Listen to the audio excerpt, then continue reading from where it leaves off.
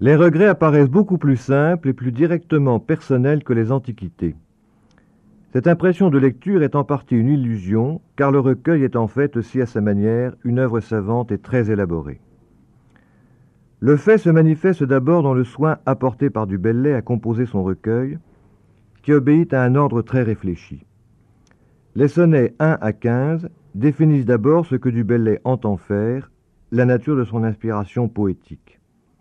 Les sonnets 16 à 24 sont des éloges ou des compliments adressés à ses amis restés en France, dans une confrontation souvent avec son propre sort. Cet ensemble se rattache au thème du regret, de la nostalgie, évoque un sentiment relatif d'échec. Les sonnets 25 à 38 développent autour de la figure d'Ulysse le thème du voyage et la nostalgie du retour, la tristesse de l'exil. Les sonnets 39 à 50 évoquent surtout sa condition morale et les causes de son échec et de ses malheurs. Les sonnets 51 à 56 évoquent sa réaction devant cette situation et une recherche de consolation dans une attitude stoïcienne ou dans les plaisirs. Ici s'achève la partie du recueil qui concerne proprement le thème du regret et celui du voyage. Les sonnets 55 à 77 introduisent à la partie satirique du recueil en prolongeant en même temps ce qui précède. L'observation amusée et satirique de ses compagnons et des mœurs romaines est dans la ligne de cet effort de divertissement qu'il a évoqué auparavant. Les sonnets 78 à 86 constituent la partie satirique romaine. Les sonnets 87 à 127 sont un peu différents, mêlant à la satire de la Rome moderne une sorte de chronique de la vie romaine. Les sonnets 128 à 138 évoquent le voyage de retour de du Bellay en France. Ces sonnets ont été évidemment composés après son départ de Rome, comme tous les suivants. À partir du sonnet 139, commence une nouvelle partie consacrée à la France. D'abord, les sonnets 139 à 149 retrouvent une inspiration satirique, dirigée cette fois contre la cour de France et ses courtisans. À partir du sonnet 150 jusqu'au sonnet 191, du Bellay s'adresse de nouveau comme au début du recueil à ses amis, ses protecteurs, et aussi au roi et à Marguerite de Valois, dans des hommages de poètes courtisans. La construction du recueil est souple. Il n'y a pas de solution nette de continuité entre les différents mouvements successifs, sinon pour les sonnets consacrés au voyage de retour et les sonnets visant la cour de France, ainsi que les sonnets adressés aux amis. On a l'impression que toute la partie du recueil composée après le voyage de Rome est un peu postiche. Pourtant, elle se raccorde à ce qui précède, et à travers tout le recueil se dessine nettement une double inspiration, élégiaque d'une part, satirique d'autre part, qui lui donne son unité. À la Rome rêvée s'oppose la Rome réelle, comme à la France rêvée dans l'exil s'oppose la France réelle retrouvée.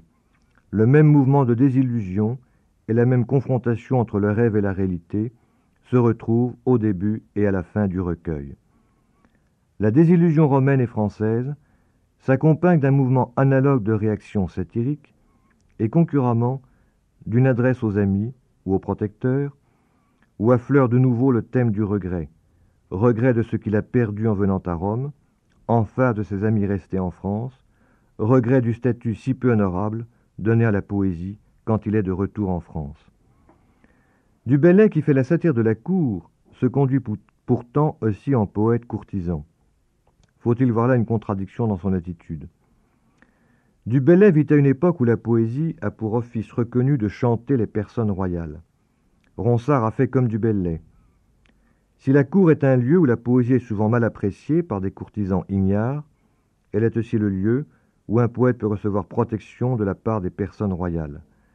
Du Bellay avait en lui l'ambition, comme Ronsard, d'être un poète national et d'illustrer la gloire de la France. Il lui semblait donc normal d'attendre du roi la reconnaissance de son effort. Et il avait une amitié très profonde pour Marguerite de Valois, la sœur du roi, qui protégeait effectivement les poètes. On peut être surpris de la façon dont il s'adresse à elle, dont il la célèbre comme une sorte de déité. Les sonnets qu'il lui adresse sont écrits dans une inspiration platonicienne qui fait de Marguerite comme un élément divin par son rayonnement. Ce n'est pas flatterie intéressée, mais hommage, dans le vocabulaire et selon la culture de l'époque, des mérites d'une femme qui avait su reconnaître la valeur de la poésie. On voit souvent dans les regrets une œuvre plus personnelle, une confidence directe de l'auteur et presque une sorte d'autoportrait. Sans doute, Du Bellay parle-t-il de lui dans les regrets, mais il ne faut pas oublier que l'auteur est nourri d'une culture qui modèle son œuvre et l'image qu'il donne de lui, et que les regrets ne sont pas un journal au sens strict du terme. Il ne faut pas confondre l'homme que fut Du Bellay dans la vie et l'image qu'il donne de lui dans son œuvre. Il ne s'agit pas de se demander s'il fut sincère ou non, mais il s'agit de ne pas oublier qu'il pense son expérience et la formule en poésie en fonction de la culture de son époque. Quelles sont d'abord les idées littéraires de Du Bellay dans les regrets? Du Bellay commence en effet les regrets par des sonnets consacrés à des problèmes littéraires et prend ses distances à l'égard de ses grands contemporains, de Ronsard en particulier. On a souvent vu en lui un poète qui avait eu le sentiment de jouer le rôle de second par rapport à Ronsard et en avait souffert. Les regrets diraient précisément son regret de ne pas être un Ronsard. Il faut voir les choses de plus près. Ronsard a publié en 1550 ses odes, à l'imitation du poète grec Pindare, en 1552 et 1555, les amours de Cassandre puis ceux de Marie, en 1555-1556, des hymnes, poèmes de nature assez philosophique, et il a commencé à mettre en chantier son grand poème épique de la Franciade.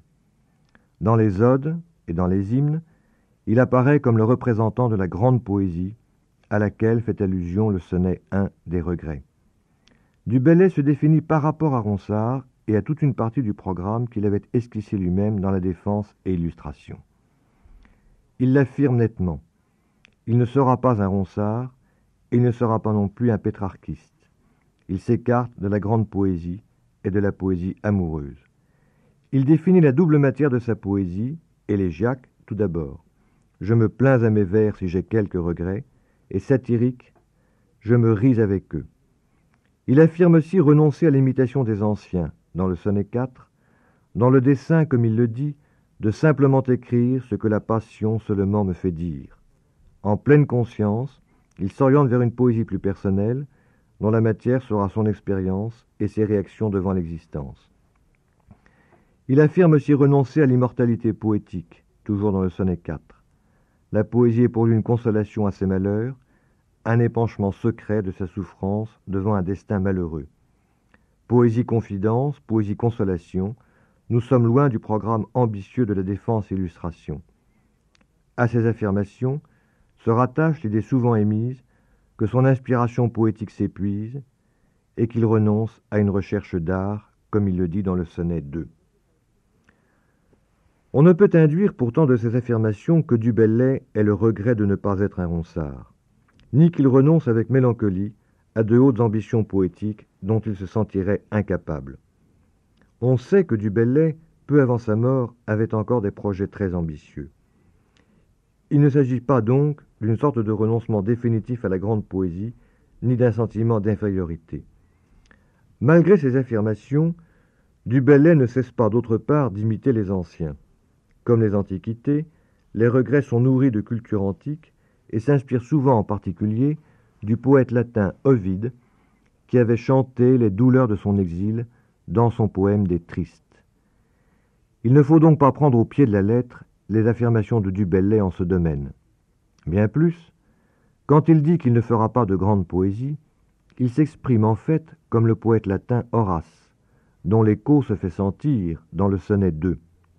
Du Bellay laisse entendre à ses lecteurs, qui connaissaient bien Horace, qu'il essaiera d'être un Horace français, que comme lui, il va utiliser ce qu'on appelle avec Horace le sermo pedestris, un discours plus humble, ce qui ne veut pas dire inférieur en lui-même.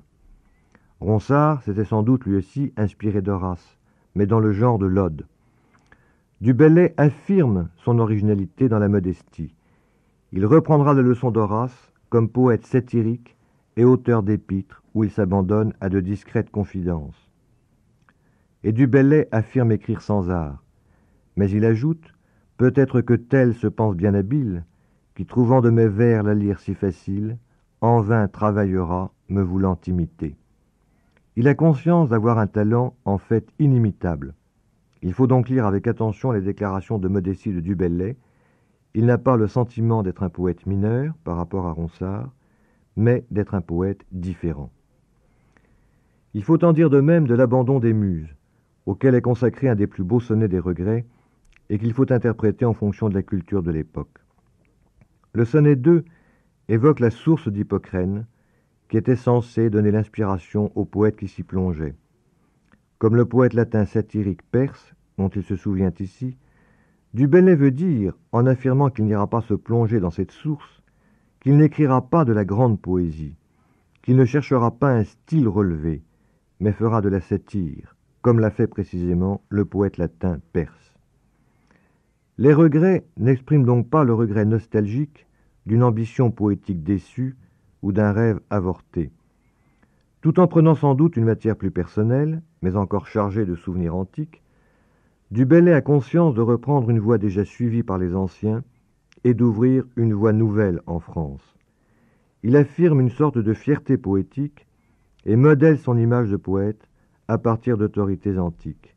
On saisit très bien, sur cet exemple, comment un poète humaniste pense son expérience poétique à travers sa culture et s'adresse à un public qui doit pouvoir reconnaître les signes de reconnaissance que lui adresse l'auteur, qui lui signifie nettement la voie où il s'engage. Dans les regrets, Du Bellay dessine le visage d'un poète mélancolique. Cette image répond-elle exactement à ce qu'il fut toujours réellement dans sa vie? Longtemps, on a reconstruit la personne même de Du Bellay à travers cette image, ce qui est sans doute une erreur. Du Bellay, sans doute, a connu des heures de tristesse à Rome, mais les témoignages des contemporains ne donnent pas seulement de lui la vision d'un homme mélancolique, et il faut savoir que son séjour romain a été aussi pour lui l'occasion d'amour tumultueuse avec une belle romaine, Faustine, qu'il a évoquée dans des poèmes latins écrits à Rome, qui n'a pas été donc seulement le lieu de la mélancolie. Il faut savoir aussi, chose plus importante, qu'au XVIe siècle, l'image du poète est couramment associée à celle de la mélancolie et à la planète Saturne, qui, selon les croyances astrologiques communes de l'époque, était l'astre de la mélancolie. C'est l'image du poète saturnien, que l'on retrouvera encore plus tard. Il suffit de songer, d'ailleurs, au poème saturnien de Verlaine. Autrement dit, Du Bellay se présente à ses lecteurs, à qui cette idée était familière, et que l'on retrouve d'ailleurs aussi chez Ronsard, sous des traits propres à leur montrer qu'il a le caractère d'un véritable poète. L'image qu'il donne de lui est modelée en fonction d'une idée propre à la culture de son temps. Cela ne signifie pas que Du Bellay n'ait pas eu ses heures de mélancolie, mais il faut bien comprendre que les regrets sont pour ainsi dire la mise en scène, la représentation du poète tel qu'il devait être, et que l'expérience de Du Bellay est pensée en fonction des idées de son temps. Nous pouvons examiner maintenant ce qui concerne l'inspiration élégiaque du recueil. Une élégie est un poème qui a pour thème la plainte. Le mot, grec d'origine, vient d'un verbe qui signifie se plaindre. Dans l'Antiquité, il y avait eu toute une tradition de poésie élégiaque, surtout amoureuse, chez les poètes latins comme Properce et Tibulle en particulier, ou bien, sous une veine différente, comme chez Ovide. Cette tradition élégiaque avait été reprise par la poésie amoureuse italienne, où le thème de la plainte de l'amant, devant les rigueurs de sa dame, était un lieu commun. Dans leur simplicité apparente et leur aspect très personnel, les sonnets élégiaques des regrets se rattachent à toute cette tradition antique et italienne et sont pleins de réminiscences ou d'emprunts parfois très directs à des poètes antérieurs. Le fait peut étonner un lecteur moderne, mais il est constant dans la poésie de la Renaissance, où le problème n'est pas de donner des images ou des thèmes originaux, mais de savoir puiser dans un répertoire commun, connu en général des lecteurs de l'époque, qui peuvent ainsi apprécier la culture de l'auteur et l'art avec lequel il a su assimiler et reprendre des éléments traditionnels et non personnels. Le fait le plus caractéristique à cet égard est l'art avec lequel Du Bellay a su très souvent s'inspirer de la poésie élégiaque amoureuse dans un recueil qui n'est pas consacré à l'amour. Donnons seulement un exemple particulièrement caractéristique. Le sonnet 25 s'inspire de très près d'un sonnet italien opposant les labeurs pénibles qui finissent et la peine d'amour qui ne finit pas. Du Bellay reprend ce schéma en le transposant simplement dans un autre domaine, celui de la peine de l'exil. On trouve aussi dans les regrets beaucoup de formules proverbiales, empruntées souvent à un recueil de proverbes antiques publié par le grand humaniste Érasme, les adages. Et c'est partout qu'affleurent dans le texte du Bellay emprunts, réminiscences, venus d'autres auteurs, qu'il traduit même parfois presque littéralement. Comme dans les Antiquités, du Bellay introduit aussi des références aux légendes antiques, en l'occurrence à l'histoire d'Ulysse, symbole du voyageur qui aspire au retour à la terre natale et éprouve le sentiment de la nostalgie. Mais contrairement aux Antiquités, du Bellay n'utilise pas les légendes de façon érudite. Il fait appel à des éléments bien connus et généraux de l'histoire d'Ulysse. À la légende d'Ulysse se joint toute une série d'images de navigation, de mer, de tempêtes, qui peuvent d'ailleurs venir aussi de la poésie amoureuse, d'inspiration pétrarchiste, où ces images sont souvent mises en œuvre. Les regrets, dans leur partie élégiaque, sont bien une œuvre personnelle, mais ils montrent en même temps comment se pratiquait la création poétique à la Renaissance par utilisation d'une culture où l'expérience personnelle trouvait à se formuler en s'identifiant en même temps à tout un passé réactualisé. Le thème du regret dans le recueil est fait d'une sorte de variation autour de motifs particuliers. Nostalgie du pays natal, de la France, sentiment de l'exil, du temps perdu, d'un désir déçu, dans une confrontation opposant ce que du Bellay était et ce qu'il rêvait d'être et de rencontrer à Rome, et ce qu'il est devenu, et la réalité de sa vie romaine.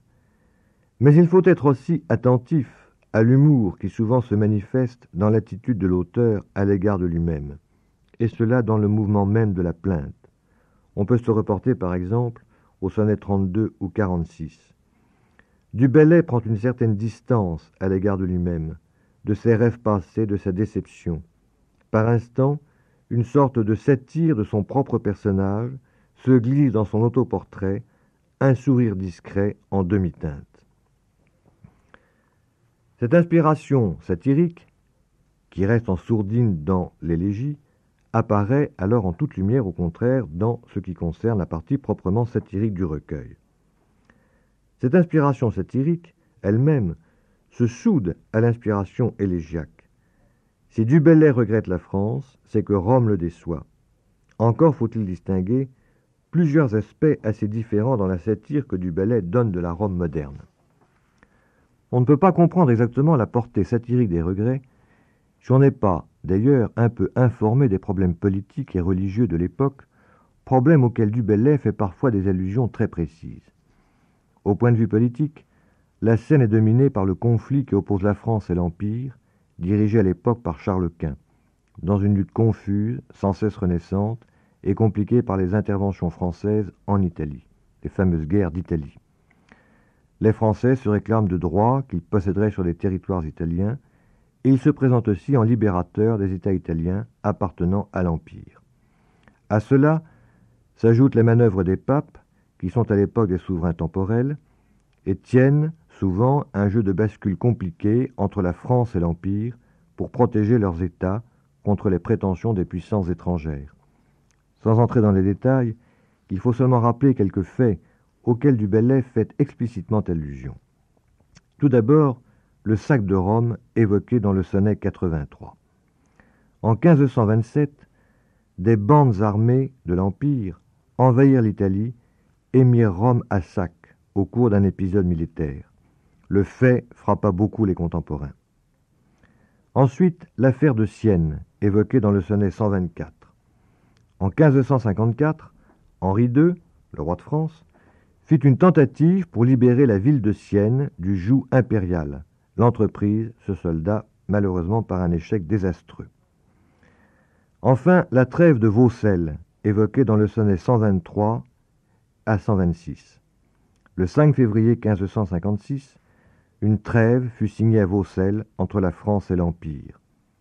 Les sonnets évoquent la réaction des Romains très inquiets de cette trêve, car le pape, Paul IV, était allié de la France contre l'Empire, et l'on voyait dans cette trêve une sorte de trahison de la France. Dans le domaine religieux, il faut aussi rappeler quelques faits essentiels. Tout d'abord, pendant son séjour à Rome, du Bellay a vu 3 papes se succéder. Jules III, pape de 1550 à 1555, fut très mal jugé de ses contemporains. On l'accusa de s'être épris d'un jeune homme qu'il fit cardinal, ce à quoi du Bellay fait allusion dans les sonnets 105 et 106. Le pape Marcel II lui succéda, mais mourut 3 semaines après son élection. Du Bellay l'évoque dans le sonnet 109. Il passait pour un pape soucieux de réformer l'Église et préoccupé d'abord de son rôle spirituel. On attendait beaucoup de lui dans les milieux qui souhaitaient une réforme de l'Église. Paul IV, de son nom de famille Carafa, lui succéda.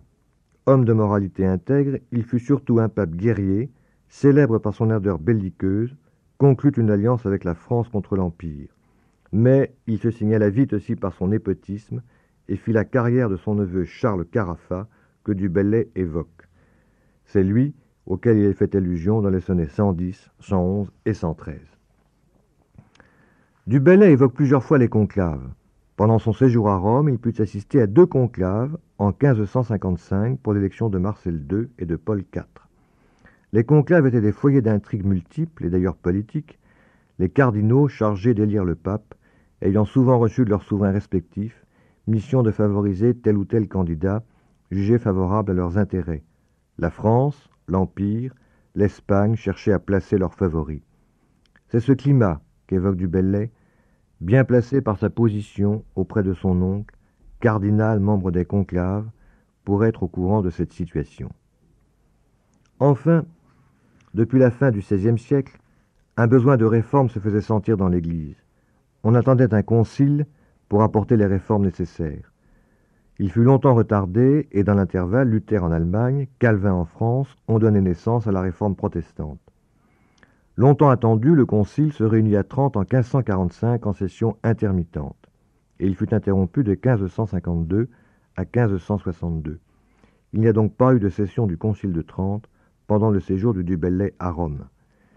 Mais les travaux commencés n'étaient pas achevés, et on attendait toujours une réforme de l'Église catholique. En France, tout un courant se développait en faveur d'un mouvement intérieur de réforme. C'est dans ce contexte qu'il faut situer les regrets. Il développe une satire de la papauté qui est de l'époque, correspond à une tendance assez fréquente en France, où l'on pensait souvent que la réforme de l'Église devait commencer par celle de la papauté. Les protestants n'étaient pas les seuls à dénoncer les mœurs de la cour romaine ou la conduite des papes. Du Bellay, dans les regrets, représente parfois assez bien les réactions que pouvait avoir un catholique à l'égard de Rome et de la papauté quand il était sensible aux besoins d'une réforme. La satire de Rome est donc d'abord une satire de la Rome pontificale, de son climat d'intrigue et de corruption. Il faudrait, comme le dit du Bellay lui-même, un nouvel Hercule pour nettoyer les écuries d'Augias, dans le sonnet 109. Mais la satire ne constitue qu'un aspect de la vision de Rome dans les regrets. Ces derniers sont aussi une évocation de la vie romaine, un tableau souvent amusé, des spectacles qu'il offre à un observateur étranger, et aussi une sorte de chronique parfois de la vie romaine, par exemple quand du Bellay évoque, nous en avons parlé, les réactions suscitées par la trêve de Vaucelles. Le ton satirique réapparaît quand du Bellay évoque les villes et les régions qu'il a parcourues pendant son voyage de retour, en particulier la Suisse, dans les sonnets 135 et 136, où du Bellay fait allusion au climat instauré par la réforme calviniste et dénonce une certaine hypocrisie morale chez les habitants, en même temps d'ailleurs qu'une très grossière rusticité. La satire se manifeste encore dans l'évocation de la cour de France, des vieux singes de cour et de leur hypocrisie, de l'attitude méprisante des gens de cour à l'égard des poètes. Un sentiment nouveau se manifeste, celui d'une fierté et d'une gloire attachée à la poésie, bien supérieure à celle que donne la noblesse. C'est un thème banal sans doute, mais où du Bellay montre la valeur qu'il attache à son office de poète et à la poésie en général. Historiquement, cette satire de la cour a aussi l'intérêt de montrer quel était le statut social de la poésie et des lettres dans la société de l'époque, et la valeur mince, finalement, qu'elle représentait.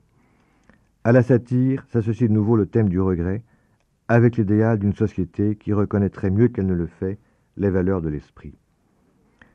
À travers le regret se dessine peu à peu le visage d'un homme, sans doute difficile à cerner, étant donné la transposition que du Bellay a faite de sa propre personne. On ne peut y voir, comme on l'a fait trop souvent, le visage d'un homme seulement malheureux, se sentant un peu condamné à être l'éternel second d'un Ronsard, et en proie au regret d'une ambition déçue, à la tristesse d'une existence gâchée. En écrivant les regrets, Du Bellay s'affirme ostensiblement devant ses contemporains comme un poète, qui ouvre une voie nouvelle, celle de la satire et de la poésie plus personnelle, plus intimiste. Et il s'affirme aussi comme un très grand artiste du vers. Les regrets, on l'a souvent remarqué, sont beaucoup plus souples, plus chantants que les antiquités. Du Bellay reprend les procédés qu'il avait utilisés pour déplorer Rome, plus largement dans sa culture antique et moderne. La rhétorique poétique des regrets n'est pas en rupture avec celle des antiquités, mais elle est plus large, plus souple, plus variée. Et surtout, Du Bellay s'est communiqué à ses vers une puissance de résonance nouvelle. Tous les sonnets des regrets n'ont pas la même qualité, mais les sonnets élégiaques, dans ce qu'ils ont de plus spécifique, atteignent, par exemple dans le sonnet 6, une densité poétique nouvelle, par l'art avec lequel Du Bellay sait jouer des ressources sonores du langage et des effets de rythme qui renforcent l'expressivité des images. Au vers médaille des antiquités, Du Bellay substitue le vers à retentissement indéfini qui termine souvent les sonnets. Il utilise aussi, dans les sonnets élégiaques, l'art de la pointe, terminant le sonnet sur un vers qui provoque un discret effet de surprise, ou parfois clôt le sonnet sur un proverbe qui donne plus de portée à son expérience. Les sonnets satiriques sont remarquables par l'art avec lequel Du Bellay sait, en utilisant là aussi les ressources rythmiques du langage, donner l'impression de la vie, du mouvement, dans de petits croquis rapides. Pas plus que les antiquités, les regrets ne sont pittoresques, pas d'effets de couleur, pas de grands tableaux, mais des visions rapides de gestes, de mouvements, d'attitudes, qui donnent tout leur prix au meilleur des sonnets. Dans la matière de ces sonnets, Du Bellay utilise tout un répertoire d'images qui ne lui sont pas souvent personnelles, pour formuler une expérience personnelle.